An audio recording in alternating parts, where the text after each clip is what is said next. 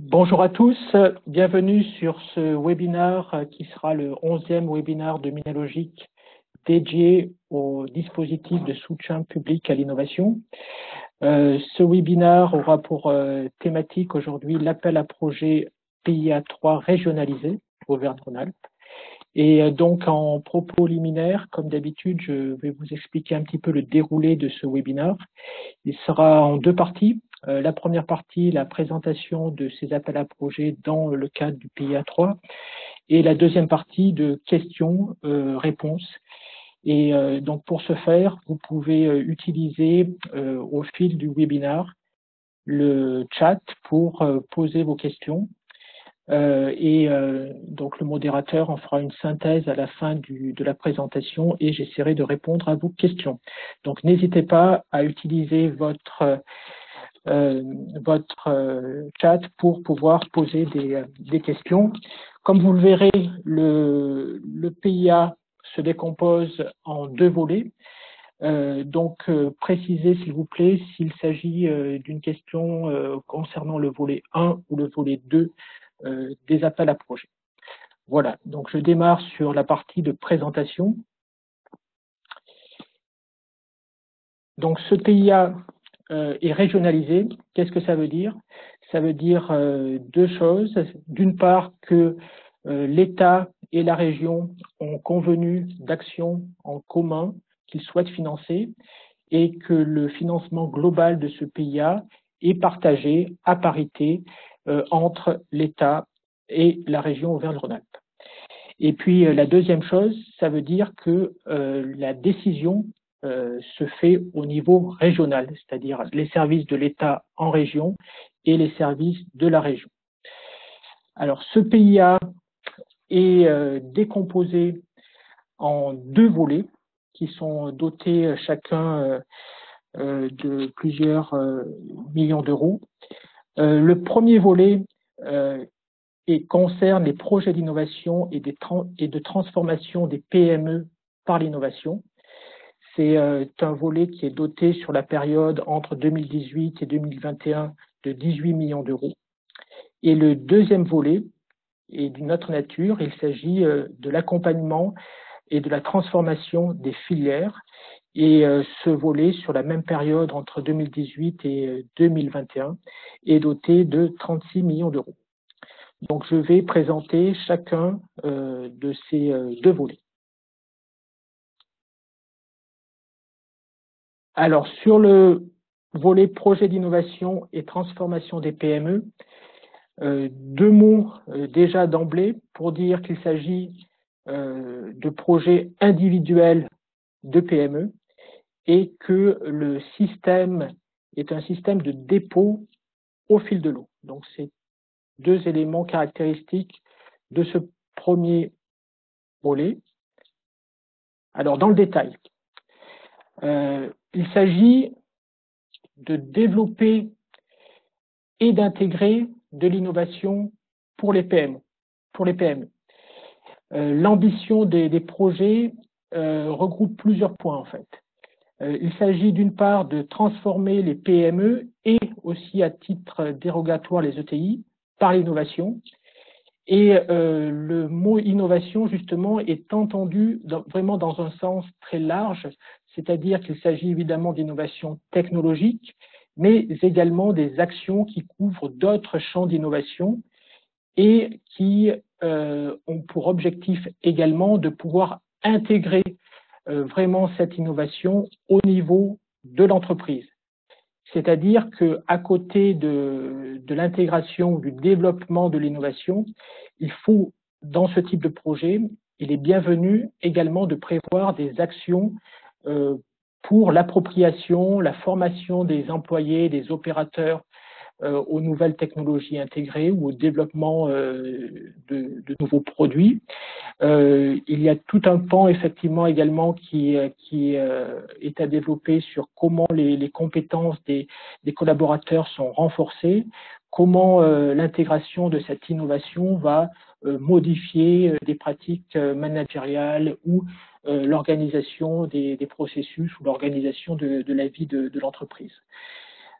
Et puis, un autre point important est que l'innovation, dans ce que veut l'État et la région, c'est vraiment un projet qui doit pouvoir cranter à un niveau bien supérieur les entreprises, et donc un projet qui doit faire preuve d'audace, et en aucun cas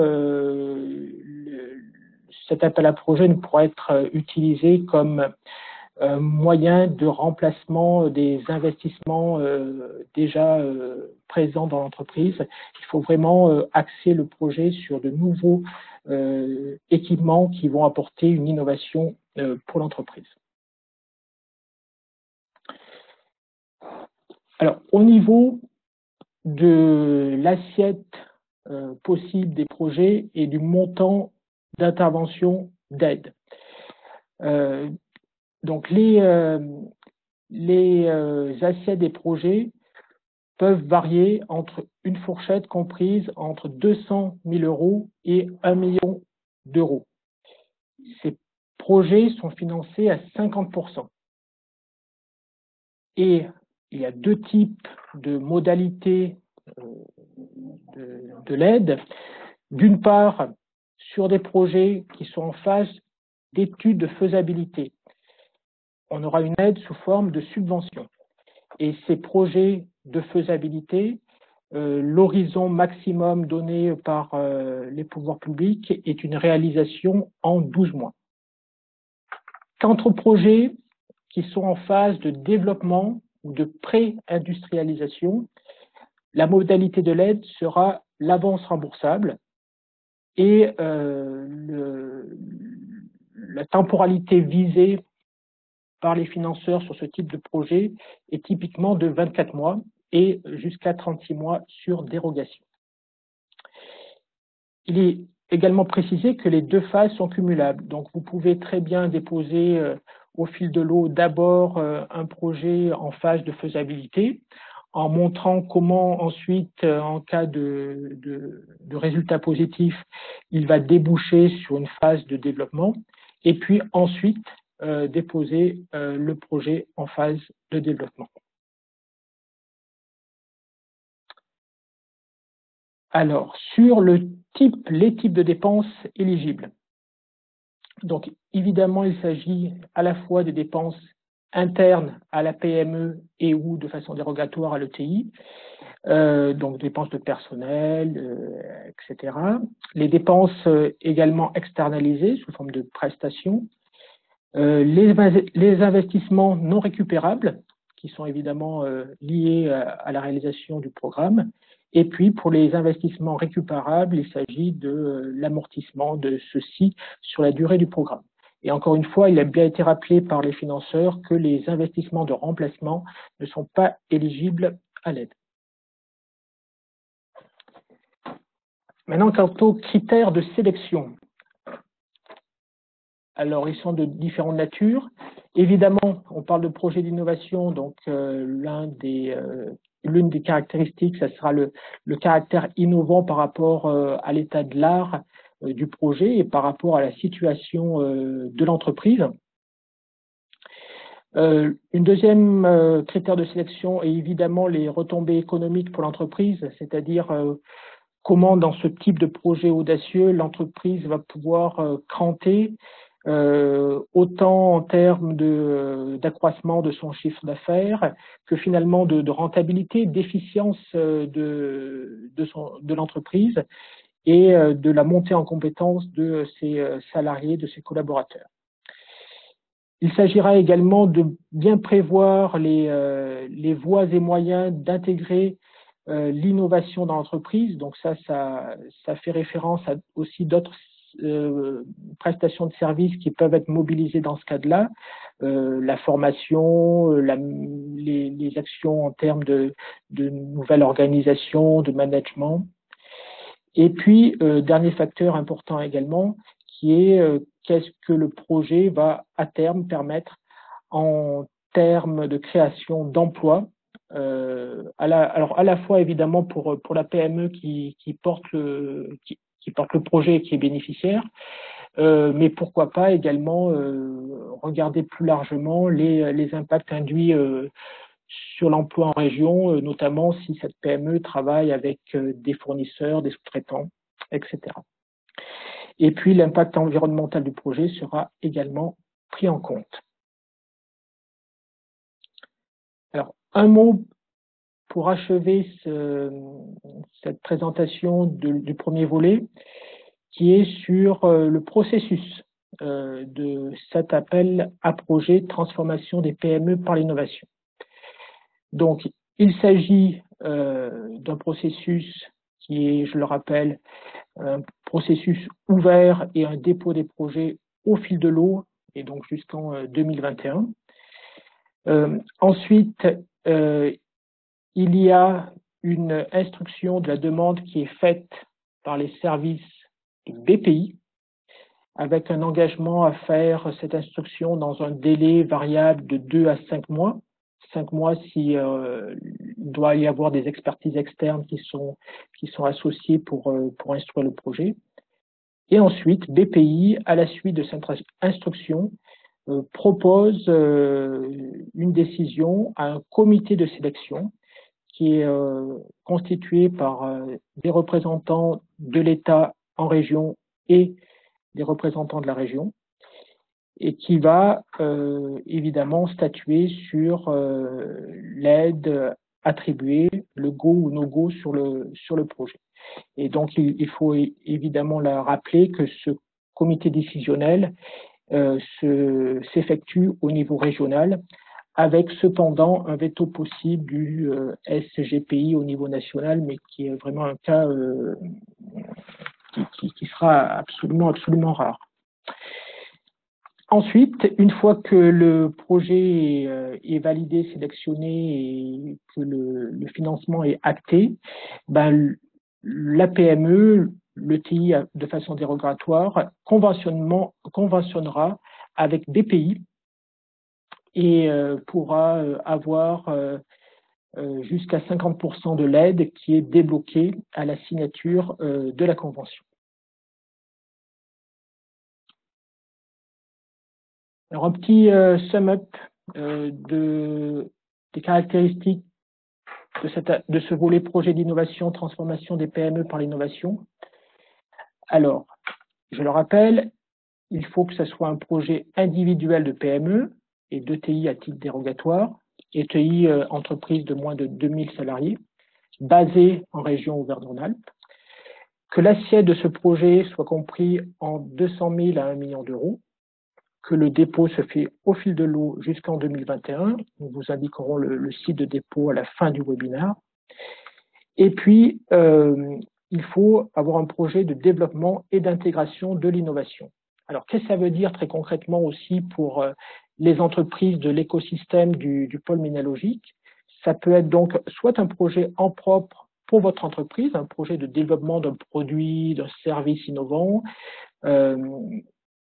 ou ça peut être également cet appel à projet un moyen de facilitation de l'intégration de vos technologies, de vos solutions numériques chez vos clients, chez vos prospects PME régionales.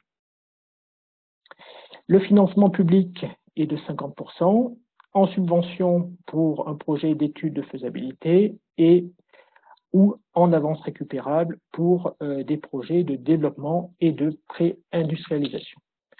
Voilà, donc cette planche clôt le premier volet de présentation du PIA régionalisé. Et donc maintenant, on va enchaîner sur le deuxième volet qui est de nature différente et qui concerne l'accompagnement et la transformation des filières. Donc, quelques mots, comme tout à l'heure en préambule, sur les grandes caractéristiques de ce volet. Il soutient des démarches collectives. Le dépôt se fait en plusieurs vagues successives avec des dates limites de dépôt. Donc, ce n'est pas un dépôt au fil de l'eau. La date de clôture de cette première vague est fixée au 14 septembre 2018.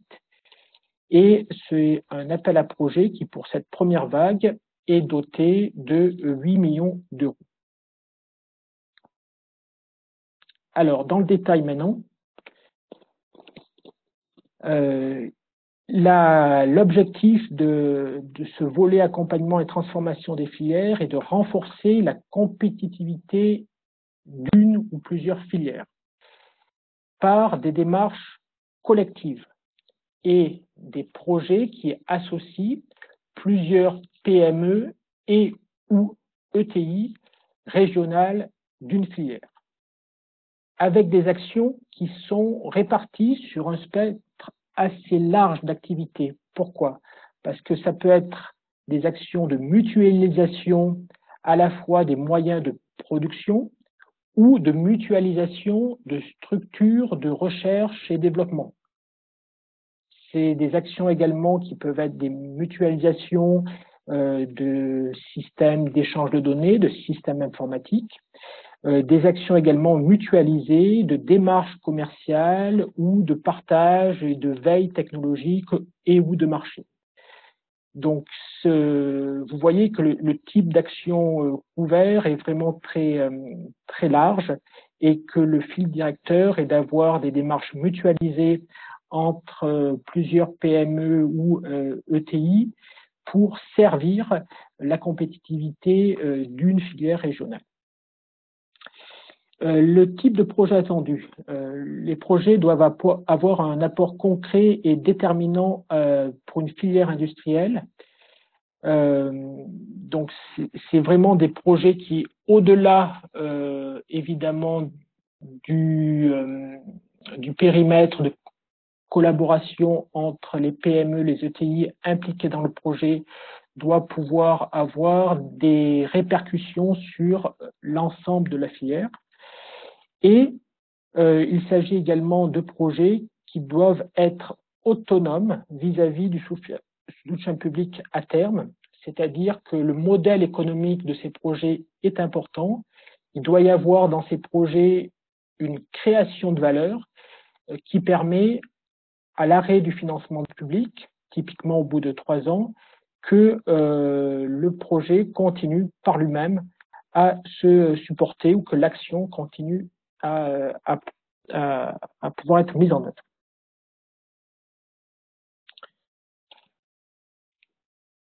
Passons aux caractéristiques des projets. Alors, évidemment, il faut qu'ils s'inscrivent dans les schémas régionaux, qui soient en particulier inscrits dans l'un des 8 domaines d'excellence de la région. Donc, si vous avez des questions, je pourrais rappeler dans la séquence questions-réponses quels sont les 8 domaines d'excellence de la région, qu'ils aient un caractère innovant, à la fois ici au sens large, technologique, organisationnel, impact social, qu'ils aient un modèle économique viable à 3 ans, qu'ils aient un financement, un autofinancement de la part des partenaires minimum de 50%, puisque l'aide est limitée à 50%. Les dépenses éligibles sont, dans ce cas-là, compris dans une fourchette entre 1 à 4 millions d'euros. Et les 50% d'aides publiques sont répartis, sont ventilés en 75% de subventions et 25% d'avances récupérables. Donc, par exemple, si vous avez un projet d'une assiette de 2 millions d'euros, vous pouvez faire prévaloir une aide de 1 million d'euros qui sera répartie en 750 000 euros de subventions et 250 000 euros en avances récupérables.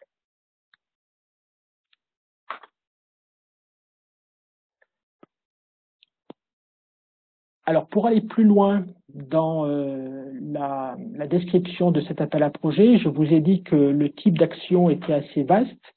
En fait, ce deuxième volet est lui-même subdivisé en 2 volets complémentaires appelés amont et aval. Le volet amont couvre des TRL de 5 à 7, tandis que le volet aval couvre les TRL supérieurs à 7 jusqu'à des actions vraiment sur le marché et commercial. Donc, ce premier volet dit amont TRL 5-7 s'appelle installation partagée et projet de R&D, et le volet aval s'appelle ambition filière.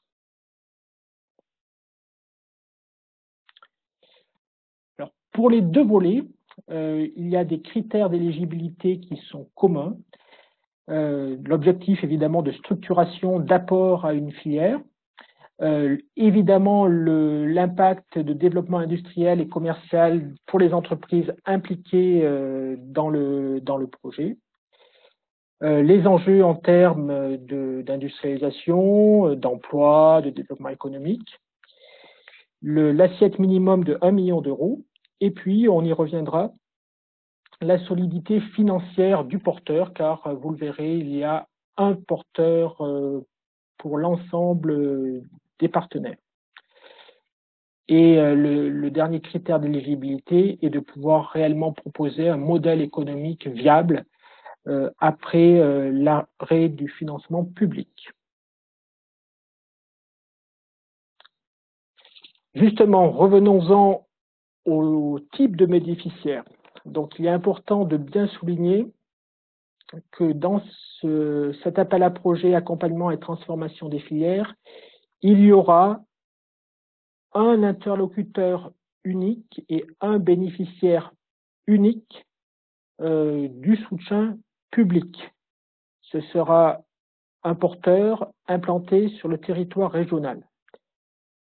Et donc, derrière ça, ça soulève également la problématique des capacités à la fois financières et administratives du porteur de projet pour assurer la trésorerie du projet et puis assurer les tâches administratives en lien avec BPI, en lien avec les financeurs.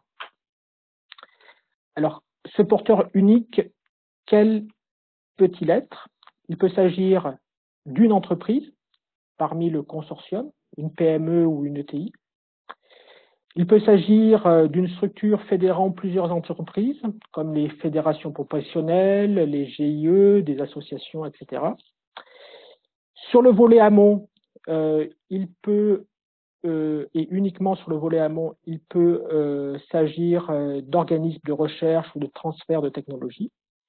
Et il peut également s'agir de sociétés d'économie mixte.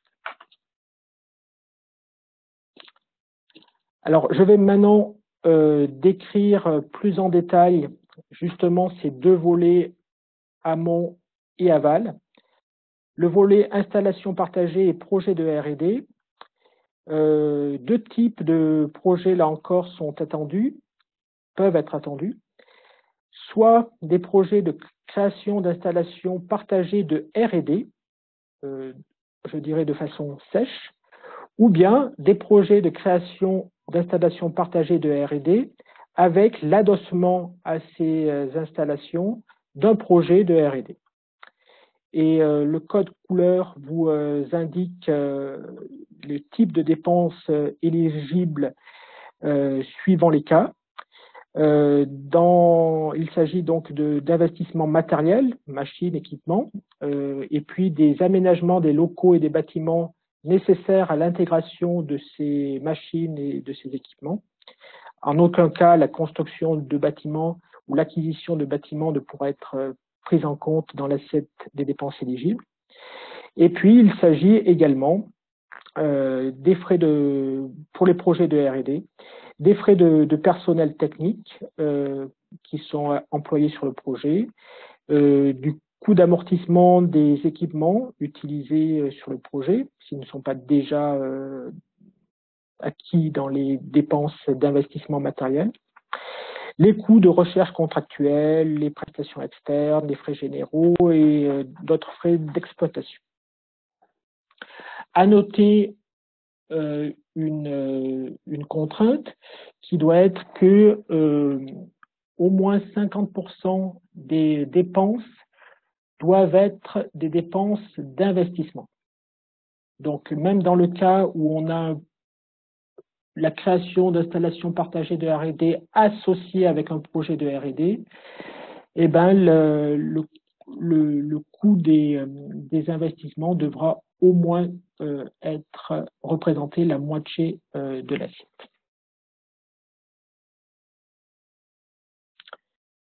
Sur ce volet amont, je rappelle les critères de sélection. Alors, critères vis-à-vis ce qu'il est appelé le marché international, c'est plutôt le benchmark de cette installation au niveau national. C'est-à-dire, est-ce qu'il y a d'autres installations de ce type qui existent ou pas, et comment elles fonctionnent et comment la nouvelle structure proposée va s'intégrer dans le paysage régional ou national.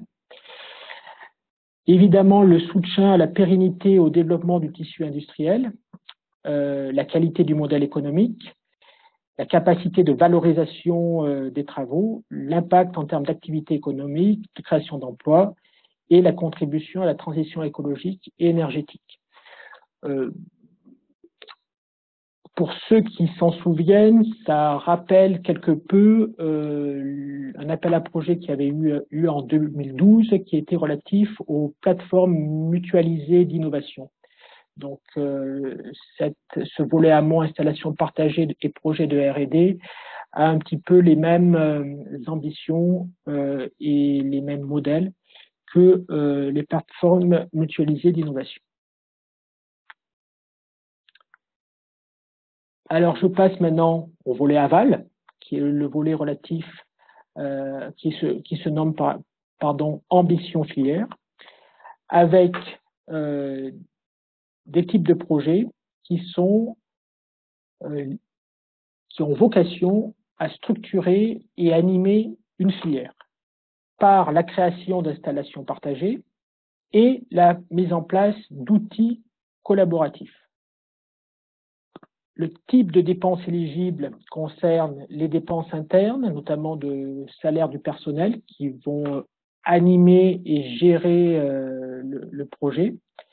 Les investissements matériels, à la fois matériels et immatériels, machines et logiciels, qui sont nécessaires à la structuration de la filière, l'aménagement des locaux et bâtiments, comme dans le cas précédent, et les dépenses d'animation, marketing et déplacement en lien avec les actions d'animation. Quelques remarques. Dans ces projets, au moins 50% des dépenses doivent être des dépenses d'investissement, donc même règle que précédemment. Et les apports en nature ne doivent pas représenter plus de 30% des apports privés. Donc, ce que les entreprises peuvent venir apporter, que ce soit en personnel mis à disposition ou en temps machine mis à disposition, la valorisation de tout ça ne doit pas représenter plus de 30% des apports privés. Les critères de sélection, contribuer au positionnement à l'international de la filière et d'un DOMEX, le soutien à la pérennité et au développement du tissu industriel. Quelque chose d'important également, avoir un caractère vraiment pratique en situation réelle et opérationnel. Permettre le recours à des moyens de production ou des infrastructures de recherche appliquées partagées, c'est-à-dire travailler avec les centres de R&D finalement. Et puis avoir effectivement des démarches mutualisées commerciales et consolider les chaînes de valeur entre sous-traitants, donneurs d'ordre, clients finaux. Donc, en quelques mots, ces critères de sélection peuvent se résumer par un caractère exemplaire du projet, un caractère opérationnel et impactant pour la filière. Là encore, en dernier slide, je vous présente le processus lié à l'appel à projet accompagnement et transformation des filières. Alors, le dépôt des demandes se fait par vagues successives avec 2 vagues visées par an. La date de clôture de la première vague étant fixée au 14 septembre. C'est ensuite une instruction qui est partagée entre BPI, les services de la région et les services de l'État en région, avec une audition des projets présélectionnés. Et après cette phase d'instruction, il y aura, comme dans l'autre appel à projet, une phase de décision avec un comité décisionnel au niveau régional et qui va également ensuite, si attribution de l'aide il y a, le porteur de projet pourra bénéficier d'avance et de 50% d'avance d'aide au démarrage du projet. En 2 mots pour conclure et résumer sur ce volet accompagnement et transformation des filières. Il est destiné à des projets collectifs au bénéfice de plusieurs PME ou ETI basés en Auvergne-Rhône-Alpes. Il est assis sur des projets de mutualisation qui sont structurants pour une filière.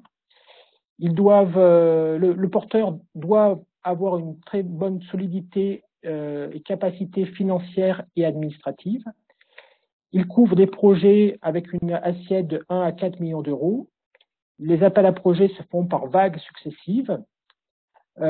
Et puis, donc, pour la communauté minalogique, ce peut être à la fois des projets de la filière des technologies numériques, et puis ce peut être des projets dans lesquels vous, offreurs de solutions numériques, pouvez justement apporter vos compétences, vos savoir-faire pour la structuration d'autres filières, notamment parce que dans l'appel à projet, dans son cahier des charges, il est bien indiqué que l'aspect transformation numérique, solutions logicielles, d'intelligence artificielle par exemple, peuvent être, sont clairement recommandés dans le cahier des charges pour structurer des filières. Le financement public est de 50% des dépenses, ventilé en montant, 75% du montant d'aide est sous forme de subvention et 25% en avance récupérable. Voilà, donc bien évidemment, vous retrouvez sur notre site web le lien vers cet appel à projet, ces appels à projet du PIA, et puis en bas, vous avez le lien direct vers cet appel à projet. Je rappelle que, évidemment, ces slides vous seront envoyés et que le webinaire sera également mis en ligne sur la chaîne YouTube de Minalogic. Donc maintenant, nous passons à la deuxième partie du webinaire qui est consacrée à vos questions et sur lesquelles j'essaierai de répondre. Alors, première question, quelle intégration possible pour les business schools?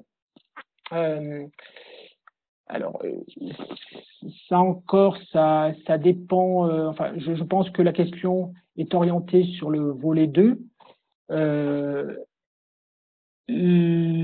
Sur ce volet 2, effectivement, il y a une place au business school en tant que prestataire, en tant que partenaires qui peuvent offrir des compétences sur l'aspect commercial, l'aspect managérial des projets de transformation de filière. Donc, oui, il y a une place pour les acteurs pour les business schools, une place dans ces projets-là. Deuxième question, sur le PIA volet 1 et critère 4, alors difficile à définir quel est le poids. Alors je vais revenir sur le critère 4, car je ne l'ai pas en tête, évidemment. Oui, alors les créations d'emplois, voilà. Effectivement, c'est toujours une question délicate à évaluer. L'aspect le plus simple, c'est déjà de pouvoir bien identifier pour la PME bénéficiaire l'impact visé en termes de création d'emplois. Après, si cette PME travaille déjà évidemment avec des sous-traitants, il faudra essayer de consolider. Si la PME fait plus de volume de ventes et de chiffre d'affaires, qu'est-ce que ça peut induire pour ces sous-traitants régionaux?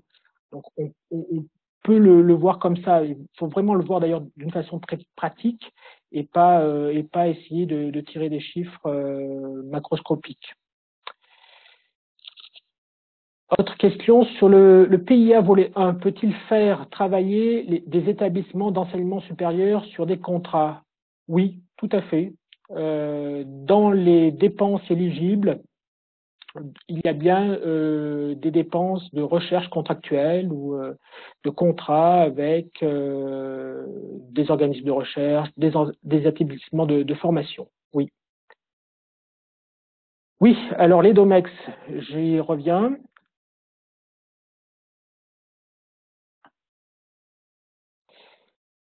Les voici. Donc, ils couvrent vraiment des champs très très larges.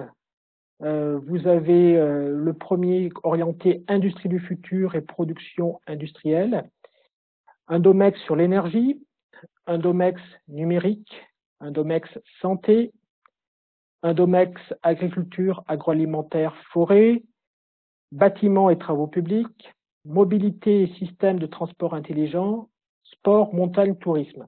Donc il faut quand même vraiment être dans une filière très très très très spécifique pour ne pas être dans au moins un des DOMEX régionaux. Okay. Autre question sur le volet 2. Qui peut porter un projet? Uniquement entreprise ou aussi établissement d'enseignement supérieur dans un cadre collectif? Alors, dans le volet 2, sur le volet amont du volet 2, et uniquement sur ce volet amont qui est destiné à des installations partagées et projets de R&D, les établissements d'enseignement supérieur peuvent porter un projet, peuvent porter une installation partagée et un projet de R&D au service d'une filière industrielle. Et puis, sinon, pour l'ensemble des volets amont et aval du volet 2, c'est soit une entreprise, soit une structure qui représente des entreprises qui peut porter le projet. Alors, solidité financière du porteur. Au sens de la Commission européenne, des outils de diagnostic sont-ils existants? Alors, il y a plusieurs questions dans la question. La Commission européenne définit des entreprises en difficulté, ce qui est différent de la solidité financière du porteur. On peut être un porteur, une PME qui a une très bonne, qui n'est pas du tout en danger financièrement, intrinsèquement. Par contre, où il faudra regarder pour porter, être porteur unique d'un projet de transformation des filières. Donc, il n'y a pas de définition au sens européen de la Commission européenne de la solidité financière d'un porteur. Il y a simplement une définition d'entreprise en difficulté, ce qui est différent. Et deux, sinon, les critères de solidité financière vont être les critères habituels, hein, la trésorerie disponible, les taux d'endettement, différents critères qui permettent d'assurer le portage d'un projet au plan financier, notamment l'avance de trésorerie. Après, il y a aussi évidemment cette question financière qui est à traiter dans le cadre du consortium entre les partenaires du projet. Donc vous allez avoir des PME, des ETI qui vont faire partie d'un consortium. Il faut qu'une partie de l'accord de consortium prévoit bien les flux financiers vers un porteur qui permettra justement aussi de consolider sa trésorerie et qui permettra d'avoir un porteur unique qui pourra agir pour le compte du consortium. Les outils de diagnostic, non, je n'en connais pas. Différence. Quelle est la différence entre filière et DOMEX? Dans un DOMEX, on peut retrouver plusieurs filières en fait, hein, puisque les DOMEX, comme je vous l'ai indiqué, sont des thématiques relativement vastes. Sur le PIA volet 1, il est indiqué que le dépôt est au fil de l'eau, exact.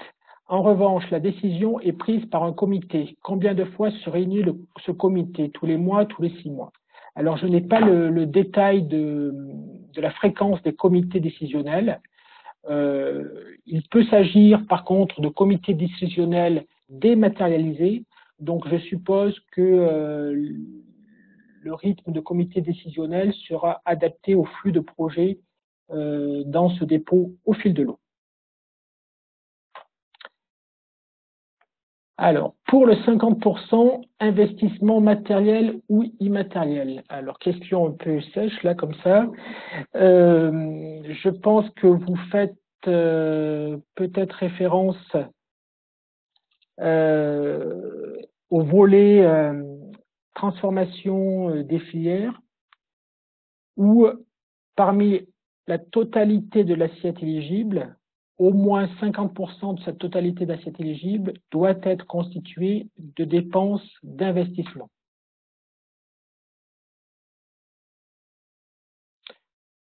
Investissement, pardon, alors derrière, y compris le logiciel, donc investissement matériel et immatériel. Voilà, je pense que j'ai répondu à votre question.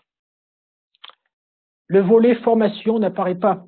Effectivement, pour l'information de tout le monde, il était prévu dans le canevas général de l'État transmis aux régions un volet, un troisième volet du PIA régionalisé dédié à la formation.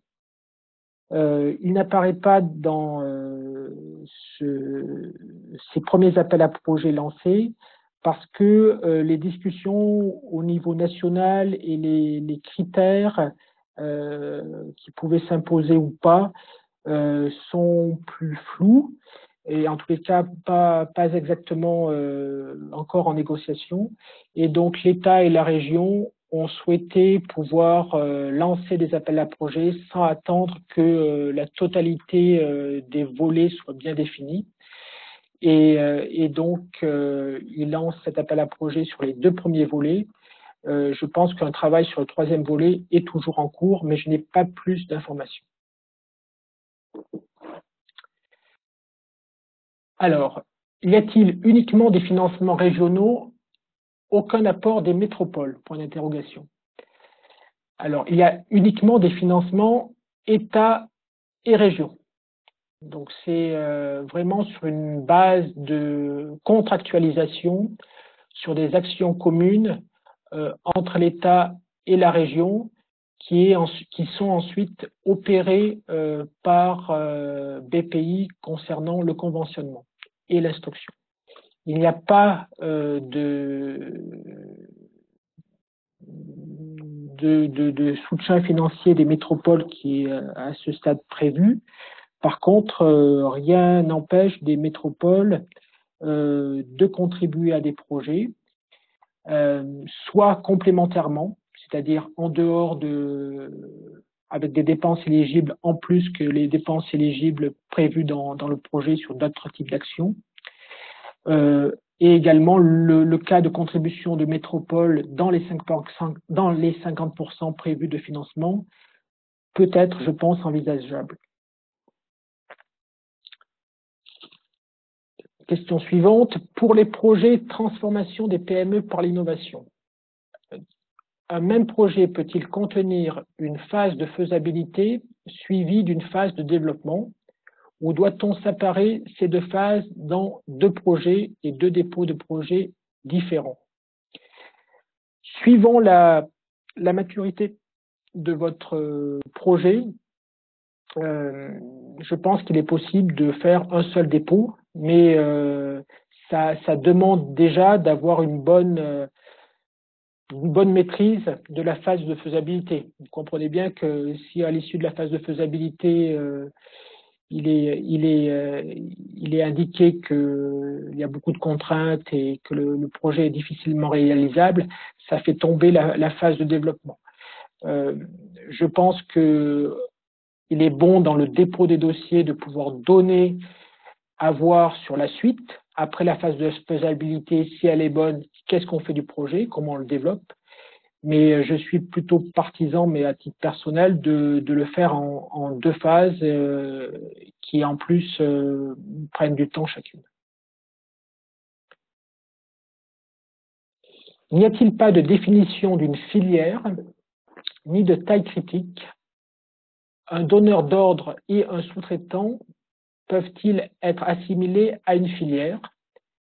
Une nouvelle filière à structurer est-elle éligible ou doit-elle déjà être existante?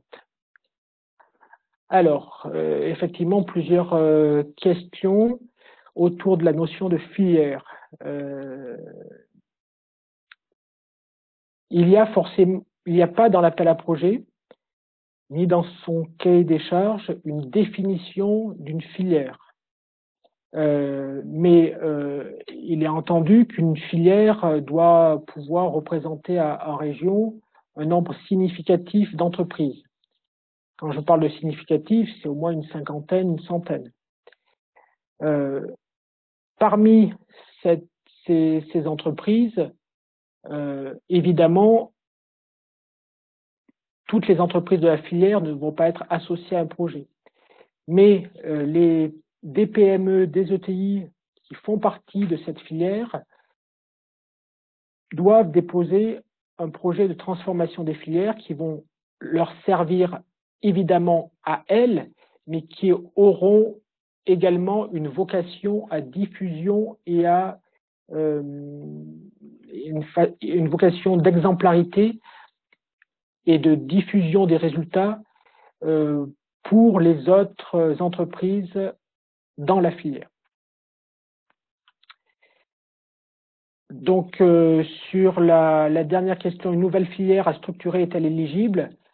À voir, mais il y a quand même déjà pas mal de filières en région et donc ça peut porter à interrogation s'il y a une autre à structurer. Voilà, c'était la question qui concluait cette séquence. Je vous remercie infiniment de votre participation. Je rappelle que les directeurs techniques et moi-même sommes à votre disposition pour toute question relative à ces différents volets du PIA 3 et puis évidemment dans la construction de vos projets. Ce webinaire vous sera diffusé par mail sur les slides affichés et puis sur notre chaîne YouTube. Je vous remercie à tous et vous souhaite une excellente journée.